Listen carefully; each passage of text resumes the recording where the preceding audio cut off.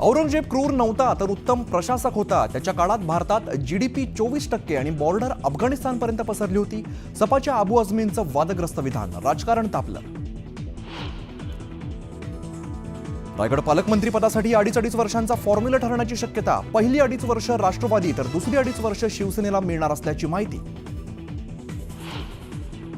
मंत्री धनंजय मुंडे यांची सत्र न्यायालयात धाव। करुणा मुंडेंप्रकरणी कोर्टाने दिलेल्या अंतरिम आदेशाला धनंजय मुंडेंकडून आव्हान।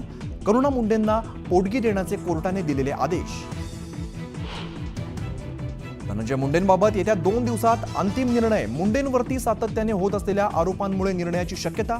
मुख्यमंत्र्यांच्या भूमिकेकडे राज्याचं लक्ष। न्यूज 18 लोकमतला वरिष्ठ सूत्रांची माहिती। विरोधी पक्षनेतेपदावरून वाद पेटण्याची चिन्ह। विधानसभेत विरोधी पक्षनेतेपद आम्ही सोडलं तर विधान परिषदेतलं विरोधी पक्षनेतेपद आम्हाला द्या, नाना पटोलेंनी केली मागणी। विधान परिषदेत माणिकराव कोकाटेंच्या राजीनाम्यावरून विरोधक आक्रमक, तर कोर्टाच्या आदेशानंतर निर्णय घेऊ, मुख्यमंत्र्यांचं स्पष्टीकरण। स्वारगेट एसटी स्टँड बलात्कार प्रकरणाचा तपास गुन्हे शाखेकडे वर्ग। तातडीने तपास ताब्यात घेण्याचे पोलीस आयुक्तांचे आदेश।